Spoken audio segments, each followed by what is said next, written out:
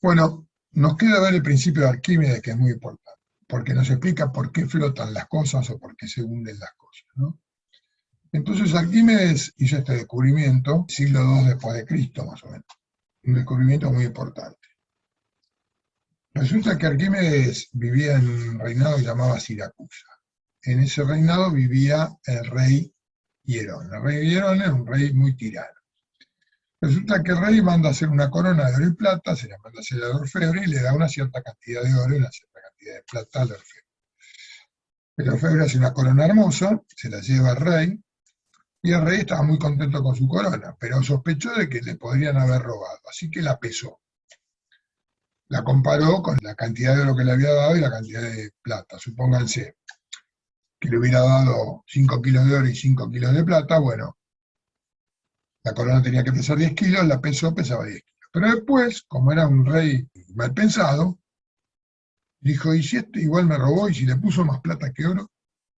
Y resulta que la plata era mucho menos valiosa que el oro. Y se guardó oro, pónganse, ¿qué pasa si él le puso 6 kilos de plata y 4 de oro, y se guardó un kilito de oro para él? Y me estafó. Entonces, como lo intrigaba esto, pero la corona le gustaba mucho, no la podía desarmar para verificarlo, lo llama Arquímedes y dice, mira, yo quiero que encuentres la manera de solucionar este problema. Tenés una semana, si en una semana no lo encontrás la solución, te corto la cabeza. Bueno, Arquímedes se fue muy preocupado a su casa porque quería conservar la cabeza donde la tenía. Y entonces dijo, bueno, ¿qué podría hacer? Pasaban los días, no se le ocurrió ni idea, esto es toda una historia, ¿no?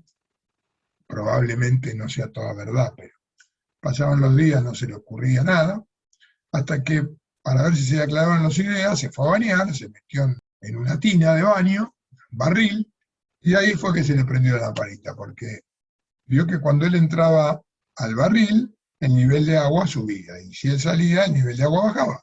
Pero además se dio cuenta de que no subía lo mismo si él colocaba 5 kilos de oro que si colocaba 5 kilos de plata. Cuando él colocaba 5 de plata, el nivel de agua subía mucho más. Entonces ahí se le ocurrió la idea para solucionar el problema. Y dice la historia que salió por la calle desnudo como estaba, gritando Eureka, Eureka, que significa lo encontré o hallé la solución. ¿Cuál fue la solución? Y bueno, él colocaba la corona en un barril con agua, el nivel de agua iba a subir hasta una cierta altura. Si después colocaba 5 kilos de oro y 5 kilos de plata y el nivel de agua subía más, significaba que el orfebre había metido el perro. Bueno, cuenta la historia que la cabeza que rodó fue la del orfebre porque efectivamente había metido el perro, o sea que el rey tenía razón en sospechar. Pero además Arquímedes se dio cuenta que al meter un cuerpo en el líquido, el cuerpo parecía que pesaba menos. Entonces empezó a preguntar cómo funcionaría esto, ¿no? Y a eso lo llevó a preguntarse por qué flotaba un barco, etc. Y descubre un famoso principio que hoy en día sabemos más que no es más un principio, que es el principio de Arquímedes, que dice que todo cuerpo sumergido en un líquido recibe una fuerza de abajo hacia arriba igual al peso del líquido desalojado. ¿Qué significa esto? Que cuando yo meto un cuerpo en un líquido, ese cuerpo desplaza líquido. El lugar que antes ocupaba el líquido ahora ocupa el. Ese líquido desplazado pesa. Y ese peso, dice Arquímedes, provoca una fuerza sobre el cuerpo que tiende a sacarlo del agua, que va dirigida hacia arriba, que él llamó empuje. El valor de ese empuje es igual al peso del líquido que se desalojó. Acá podemos ver, ¿ven? Yo tomo el cuerpo, cuando meto el cuerpo, desalojo una cierta cantidad de líquido. Este líquido desalojado pesa. Esta fuerza llamada empuje es igual al peso de este líquido desalojado. Si lo queremos escribir en ecuaciones, fíjense, como comprobó Arquímedes, el volumen de cuerpo sumergido, cuando yo sumerjo un cuerpo en líquido, ya sea parcialmente o totalmente, es igual al volumen del líquido desalojado por el cuerpo. Y el peso del líquido desalojado se puede calcular como la masa del líquido por la gravedad, es decir, la densidad del líquido por el volumen del líquido desalojado por la aceleración de la gravedad. Pero según Arquímedes, el peso del líquido desalojado es igual al empuje. Por lo tanto, ¿cómo vamos a calcular el empuje? Como la densidad del líquido por el volumen de cuerpo sumergido, porque es igual al volumen del líquido desalojado, y por la aceleración de la gravedad. Esta sería la ecuación que nos permitiría calcular el empuje. Acá tenemos el recipiente que contiene el líquido. Yo coloco un cuerpo en este recipiente. Y resulta que cuando yo sumerjo este cuerpo, que recibe un empuje, el peso es mayor que el empuje. ¿Qué va a pasar con este cuerpo? Y evidentemente se va a hundir hasta el fondo, hasta apoyarse en la superficie del fondo. Cuando se apoya en la superficie del fondo, va a aparecer una fuerza normal que va a terminar de poner en equilibrio el sistema, como ya sabemos.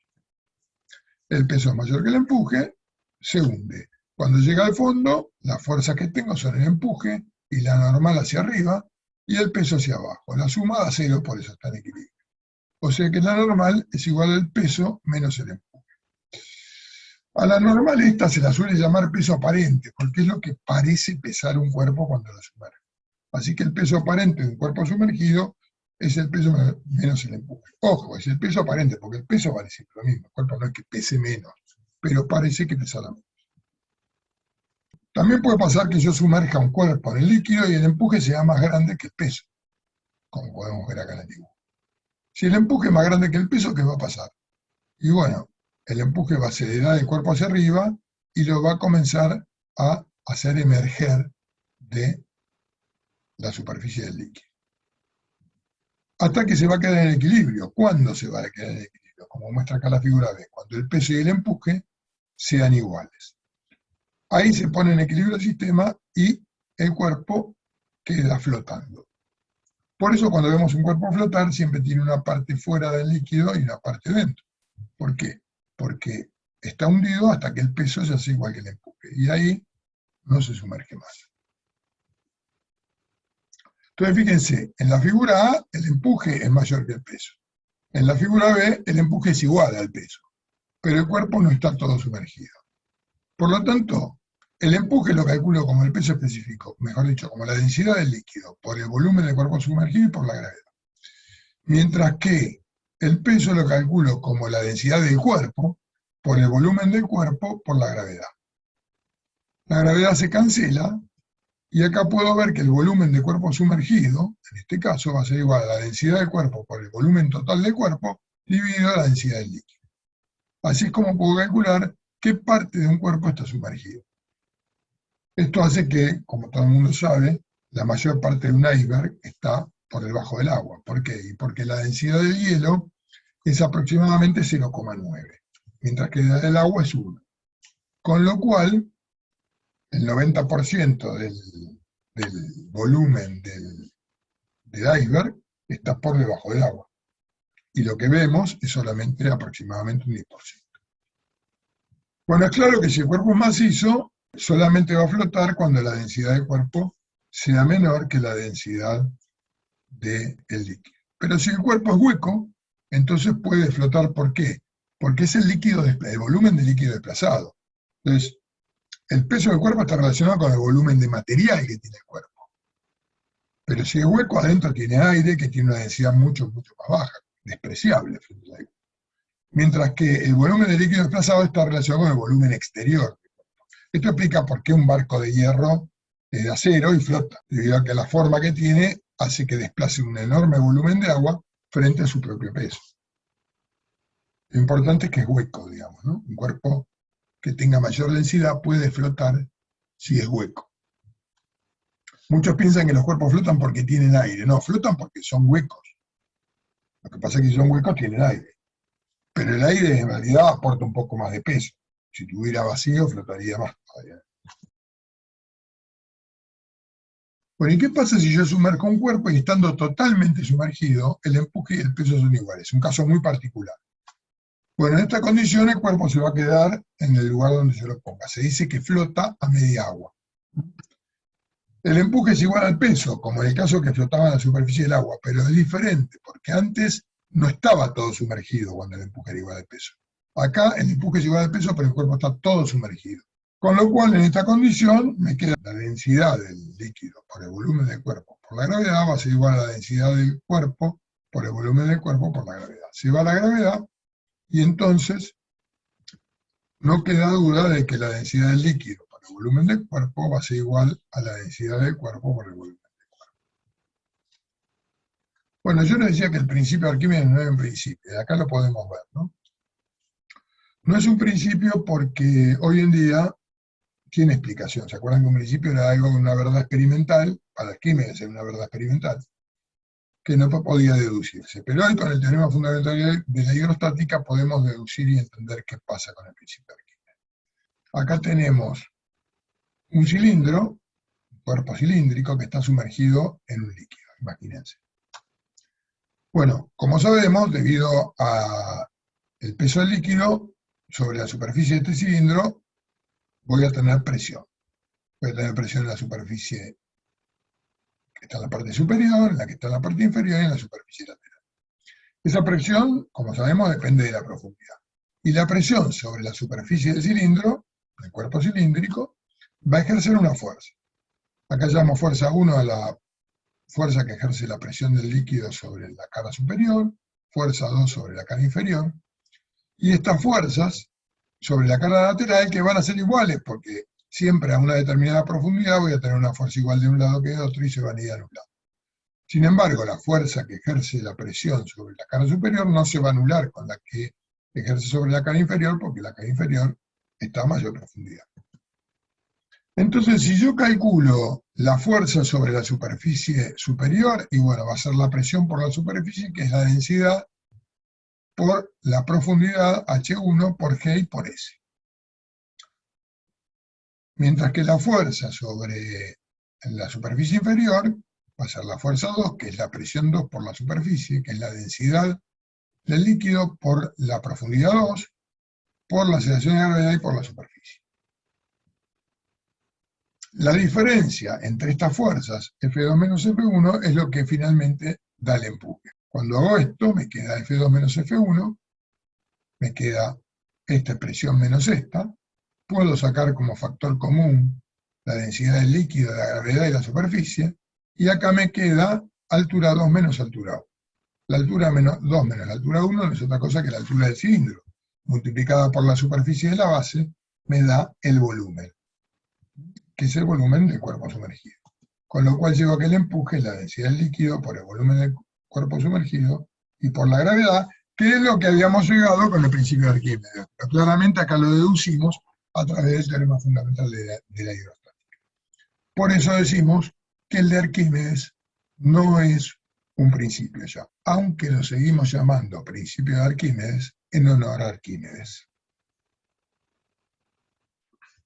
Es hora de empezar a ver los líquidos en movimiento, es decir, pasar a lo que se llama hidrodinámica. Pero bueno, vamos a hacer algunas consideraciones que tienen que ver con el tipo de fluidos respecto del cual vamos a trabajar. Nosotros vamos a trabajar con lo que llamamos fluidos ideales. Como siempre, un fluido ideal es un modelo que nos permite explicar el funcionamiento de algunos fenómenos de fluidos en movimiento, y para otros fenómenos hay que utilizar otro modelo que son los fluidos no ideales o reales. ¿Qué son los fluidos ideales? Básicamente un fluido ideal es un fluido que no es viscoso, decimos que es no viscoso, es decir, que no hay rozamiento entre las partículas que componen el fluido. También un fluido ideal es aquel que tiene flujo estacionario. ¿Qué significa eso? Que la velocidad en un punto es siempre constante en el tiempo, siempre tiene en el mismo punto la misma velocidad. Por ejemplo, si es un líquido que se mueve a través de una tubería, yo considero un punto en esa tubería y todas las partículas que pasan por este punto tienen siempre la misma velocidad en distintos instantes de tiempo. Es decir, tienen velocidad constante en el tiempo. Y además decimos que es un fluido que no es turbulento, que no presenta remolinos. Ustedes habrán visto que muchas veces un líquido que está fluyendo genera remolinos. Bueno, en nuestro fluido ideal estos remolinos no se producen. Por eso decimos que también es un fluido laminar. No hay torbellinos, no hay turbulencias, no hay remolinos. En este tipo de fluidos se tiene que cumplir la ecuación que se denomina ecuación de continuidad.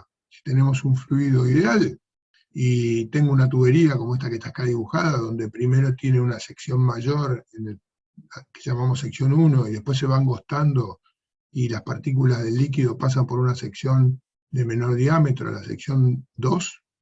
Bueno, si yo tomara un cachito de fluido, este delta de m sería una partícula de este fluido, que tiene una velocidad v1, todas las partículas que pasan por esta sección tienen la misma velocidad, justamente porque es un fluido estacionario. Tienen una cierta velocidad que llamamos v1, cuando pasan por la sección 2, la velocidad será mayor. Todo el mundo sabe que esto es así, cuando hacemos salir agua por una manguera, si tapamos parte de la salida de la manguera, vemos que el agua sale con más velocidad.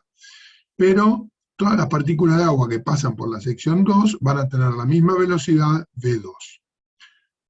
En estos fluidos se tiene que cumplir esta condición, es decir, que el producto de la velocidad que tiene una partícula cualquiera del fluido en la sección 1, multiplicada por la medida de esa sección, es decir, por la superficie o área de esa sección, va a ser igual siempre a la velocidad que tenga la partícula en otra sección diferente, por ejemplo en esta S2, va a tener una V2, pero el producto V2 por S2 me va a dar el mismo resultado, o sea, la velocidad por la sección va a ser siempre constante. Esta es una característica justamente de los fluidos ideales. Tome la partícula que tome, que esté atravesando la sección 1, yo multiplico la velocidad por la medida de la sección, y me va a dar exactamente el mismo número que si tomo cualquier partícula que en el mismo instante esté pasando por la sección 2, con una velocidad v2. Hago el producto y me da el mismo resultado. Esta es la ecuación que se denomina ecuación de continuidad. Esta partícula que pasó por acá, cuando haya recorrido la longitud de la tubería esta y pase por la sección 2, va a tener la velocidad que tiene indicada acá v2. O sea que claramente esta partícula, al angostarse la sección del tubo, va aumentando su velocidad. Se denomina caudal a el cociente entre el volumen de líquido que atraviesa una de las secciones, por ejemplo esta, dividido el tiempo que ese volumen tardó en atravesar esa sección. Por esa razón, el caudal es delta V, usamos esta V para volumen para diferenciarla de la V que usamos para velocidad, dividido delta T, o lo que es lo mismo, V por S. Esto es válido en nuestros fluidos, que son, como dijimos, ideales. Si yo tuviera otro tipo de fluido, el caudal lo podría calcular, pero tendría que definir algo que se llama caudal instantáneo, y sería la derivada del volumen que atraviesa la sección respecto del tiempo. Bueno, hay un teorema muy importante en hidrodinámica que se llama teorema de Bernoulli, que nos va a permitir entender cómo funciona el tema de las presiones y las velocidades de los líquidos en una tubería, por ejemplo. Acá tenemos dibujada una tubería que, para simplificar la deducción del teorema, mantenemos la sección constante a lo largo de un cierto desplazamiento delta x1, y cuando haya un desplazamiento de volumen a través de esta sección, debido a la ecuación de continuidad, debido a que el líquido es incompresible, que es un líquido ideal, etcétera, etcétera, obviamente es el mismo volumen de líquido el que va a atravesar en el mismo tiempo una sección S2. Claro que si esto es un cilindro, si me imagino esa porción de volumen como un cilindro dentro de la tubería, este cilindro va a ser más alargado cuando pase por la sección 2, debido a que la sección 2 es más angosta. Entonces, para tener el mismo volumen, va a tener que tener una longitud mayor. A esa longitud la llamamos delta x2. Entonces, delta x1 es lo que se desplazaría ese volumen de líquido a través de la sección 1, y delta x2 es lo que se desplazaría el mismo volumen a través de la sección 2. Claramente V1 y V2 son iguales. ¿Por qué este líquido se va a mover en la tubería? Y evidentemente, para que se mueva tiene que haber una presión mayor, si se mueve por ejemplo hacia la derecha como está indicado acá, una presión mayor en esta sección del tubo que en esta otra. De manera de que esa diferencia de presión genere el desplazamiento del fluido. Obviamente que una presión, como sabemos por su definición, es la fuerza sobre la superficie, o sea que el cociente de la fuerza aplicada sobre esta superficie imaginaria de este volumen de líquido, esta presión, ese cociente, va a ser mayor que el cociente entre la fuerza 2 y la superficie de la sección 2, que me genera la presión 2. Obviamente que si la presión 2 fuera más grande que la presión 1, el líquido en lugar de moverse hacia la derecha, se movería hacia la izquierda. Teniendo en cuenta lo que sabemos de trabajo y energía, podemos entender de que este líquido va a sufrir una variación de energía mecánica. Ya sabemos que acá va a tener otra velocidad, que por ser el tubo más angosto, dijimos, iba a ser mayor, y además está más alto. O sea que claramente la energía mecánica que va a tener esta masa de agua cuando pase por este punto es mayor que la que tenía la misma masa de agua cuando pasó por este. Eso significa entonces que si cambió la energía mecánica hubo trabajo de fuerzas no conservativas, y podemos plantear que el trabajo de las fuerzas no conservativas entre este punto y este punto va a ser igual a la variación de la energía mecánica. Teniendo en cuenta esto, podemos entender que este volumen lo podemos expresar como el delta x1 por la sección 1.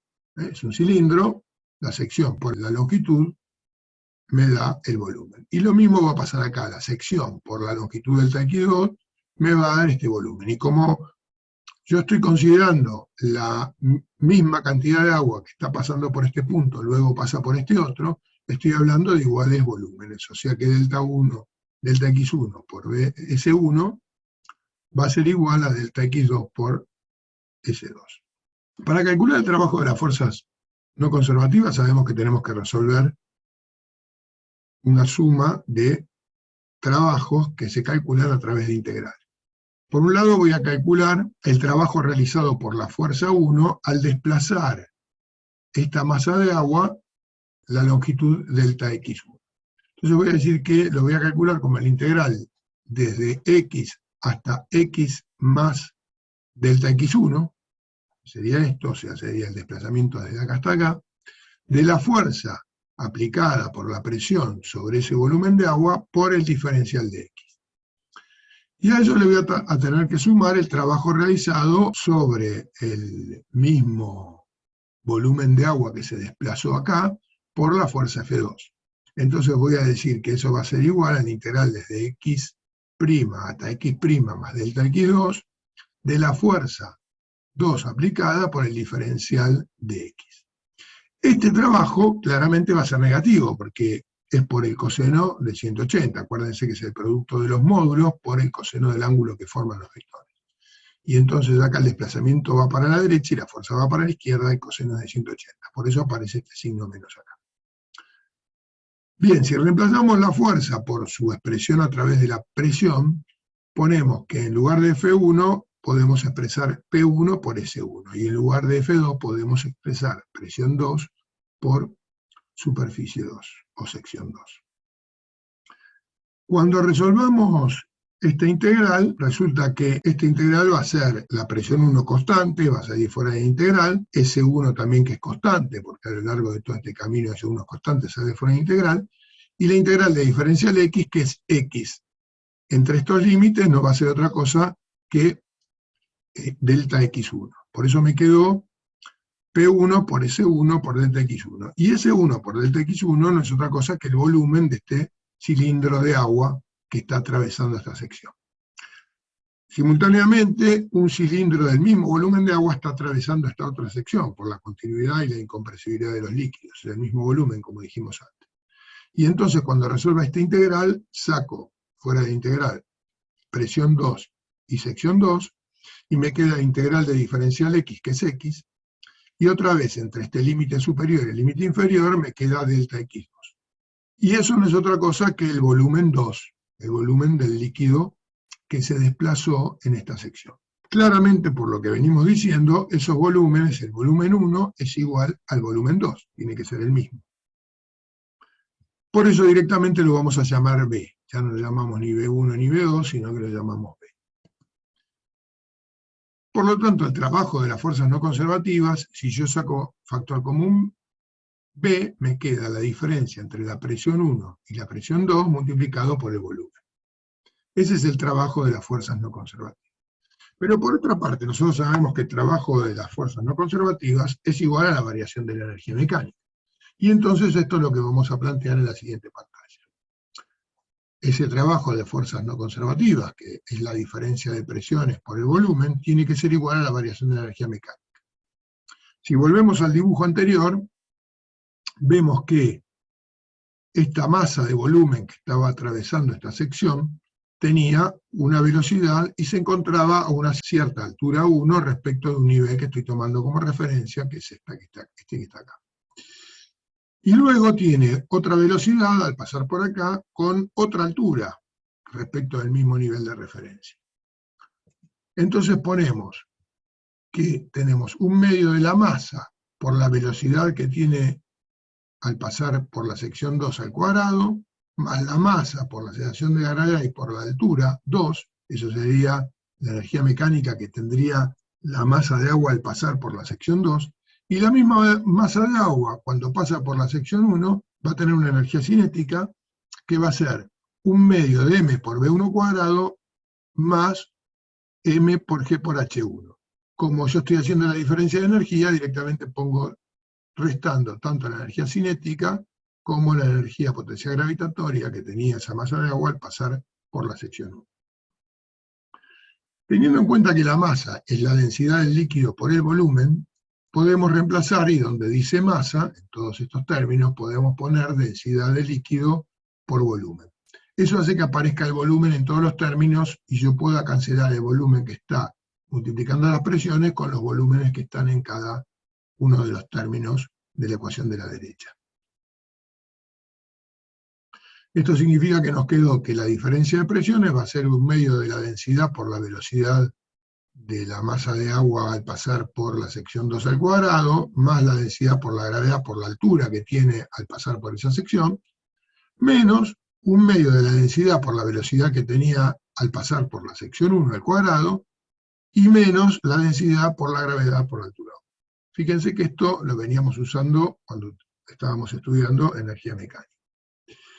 Bueno, lo que hago ahora es agrupar todos los términos que corresponden a la sección 1 de un lado, por eso me quedó P1 más un medio de la densidad por la velocidad 1 al cuadrado más la densidad por la gravedad y por la altura 1, y del otro lado me queda lo mismo, pero con el subíndice 2, que es al pasar por la sección 2. Esto me está diciendo que la suma de estos tres términos en cualquier parte de la cañería me va a dar siempre el mismo resultado, es decir, me va a dar constante. Y esto se conoce como la ecuación de Bernoulli, una ecuación muy importante para la hidrodinámica y para la aerodinámica. Esta presión que está acá se denomina presión estática. Es la presión responsable justamente de que el líquido en este caso se ponga en movimiento. Es la presión que hay en un extremo del tubo.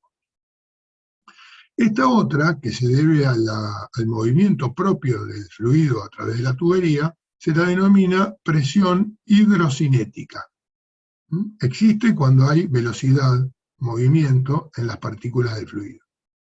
Y esta es nuestra conocida presión hidrostática. La densidad por la gravedad y por la altura nos da la presión hidrostática. Depende de la altura, como sabemos, desde el punto hasta la superficie libre del líquido.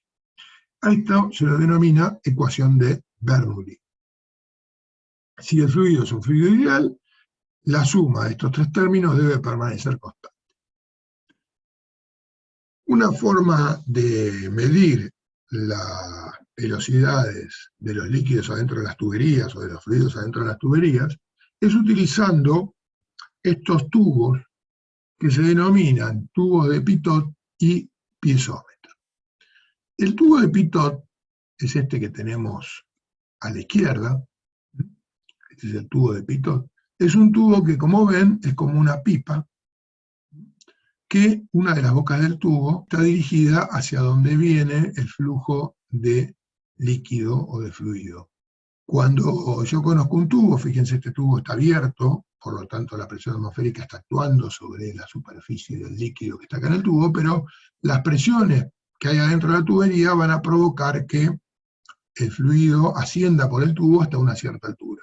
Cuando la presión producida por la altura de la columna de líquido en el tubo sea la misma que la que produce el líquido en este punto, se va a quedar en equilibrio. Y este otro tubo, que se llama piezómetro, a diferencia de este, es un tubo recto. La boca, fíjense que está normal a la velocidad del fluido, de manera de que el hecho de que el líquido esté en movimiento o esté en reposo no está influyendo a la medición que va a hacer de presión este tubo. Acá también el nivel de agua va a subir, pero sube menos que en este, porque sube exclusivamente por acción de la presión estática en este punto, y no por la presión hidrocinética, que en este caso está actuando en el tubo de Pitot, pero no en el piezómetro. Midiendo esta diferencia de alturas, entre la altura que me da el piezómetro y la altura que me da el Pitot, voy a poder sacar la velocidad con que se mueve el fluido adentro de la tubería.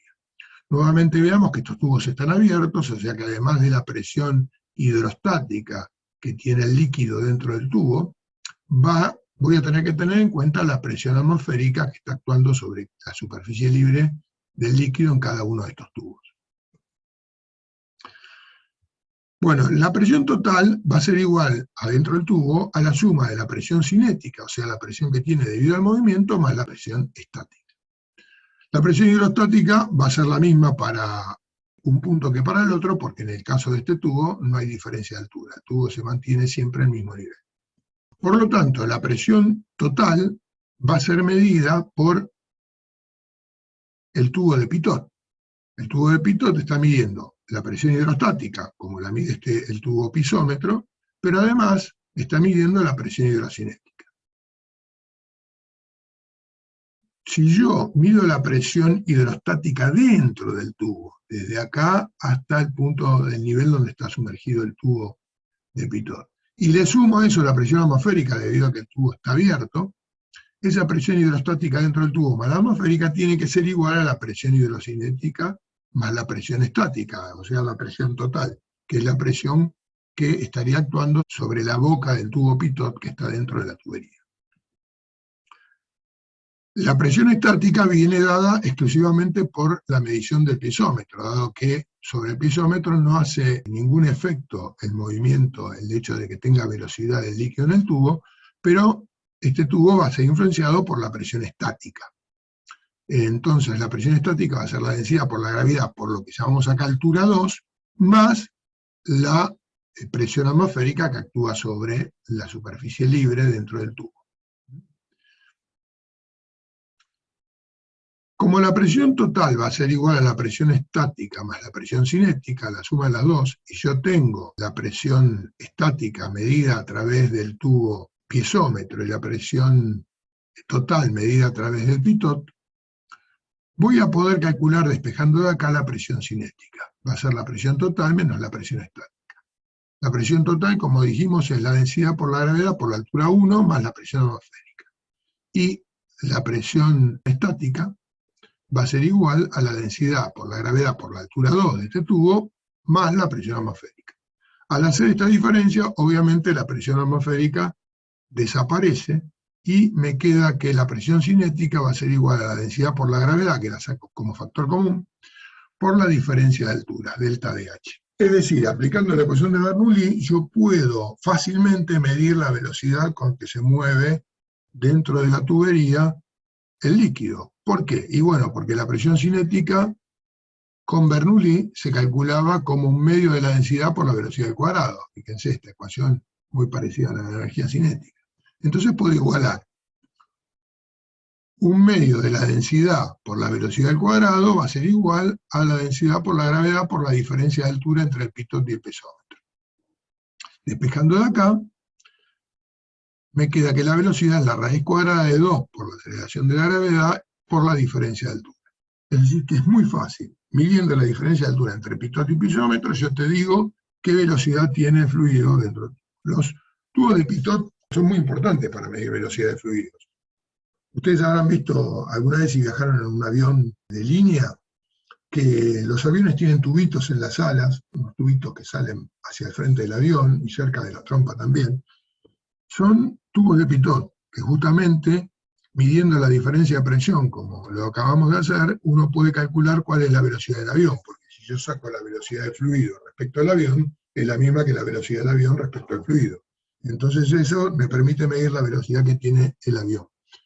Obviamente que hoy en día se puede medir esa velocidad por GPS en forma muy precisa. Sin embargo, todos los aviones siguen teniendo el tubo de pitot y episiómetro para sacar la diferencia de presión, a través de la diferencia de presión sacar la diferencia de velocidad. Bueno, otro dispositivo tecnológico muy utilizado es el tubo de Venturi. ¿Qué es un tubo de Venturi? Es un tubo que tiene una parte más ancha y una parte más angosta. O sea, una parte del tubo tiene una sección más grande, como podemos ver dibujado acá, y otra parte del tubo tiene una sección más chica. Hay un lugar donde el tubo se angosta. Como sabemos, tiene que aumentar la velocidad, debe cumplir con la condición de continuidad. O sea que el producto de la velocidad por la sección en esta parte del tubo tiene que ser igual al producto de la velocidad por la sección en esta otra parte. Bueno, ¿cómo es que aumenta esa velocidad? ¿Cómo funciona este tubo de Venturi? Bueno, apliquémosle Bernoulli a este tubo. Hay un fluido que se está moviendo acá de izquierda a derecha, adentro de este tubo, y se mueve debido a que sobre la sección 1 debe haber una presión estática 1, que seguramente tiene que ser mayor que la presión estática 2. Por eso el fluido se mueve hacia la derecha. Este fluido se encuentra a la misma altura que este, por lo tanto no hay diferencia de presión hidrostática entre ellos, pero sí va a haber diferencia de presión cinética. Aplicando Bernoulli me queda que la presión estática en la sección 1 más un medio de la densidad por la velocidad 1 al cuadrado, que es la presión cinética en la sección 1, tiene que ser igual a la presión 2, acá en esta parte del tubo, más un medio de la densidad del líquido por la velocidad de la sección 2 al cuadrado. Como sabemos, la ecuación de Bernoulli nos dice que B1 por S1 es igual a B2 por S2. Por lo tanto, no queda ninguna duda. Si las velocidades acá son diferentes, las presiones tienen que ser diferentes. Acá voy a tener mayor presión cinética, pero menor presión estática. Acá voy a tener mayor presión estática, pero menor presión cinética, de manera que la suma me siga dando siempre lo mismo. La diferencia de presión entre el punto 1 y el punto 2 puede calcularse entonces, despejando de acá, como un medio de la densidad por la velocidad 2 al cuadrado menos un medio de la densidad por la velocidad 1 al cuadrado. O sea, un medio de la densidad multiplicado por la velocidad 2 al cuadrado menos la velocidad 1 al cuadrado. Nuevamente, si yo mido las velocidades, lo puedo hacer midiendo, utilizando un pitón y un piezómetro, puedo sacar las presiones, las diferencias de presiones que hay dentro de la tubería. Y viceversa, si yo mido la diferencia de presiones estáticas, como lo hago acá con estos dos tubos que me miden la presión estática, son tubos piezómetros, entonces puedo sacar la diferencia de velocidades. Esto es claro que si yo fabrico, por ejemplo, una chimenea, la tengo que hacer más angosta en la parte superior y más ancha en la parte inferior. Por ejemplo, en una parrilla. Fabrico una parrilla, tiene que tener una sección mayor en la campana de la parrilla que la salida de la chimenea. Habiendo una diferencia de ese tipo, voy a tener una diferencia de presiones entre la parte inferior y la parte superior, y esa diferencia de presión va a hacer que el humo se dirija hacia arriba.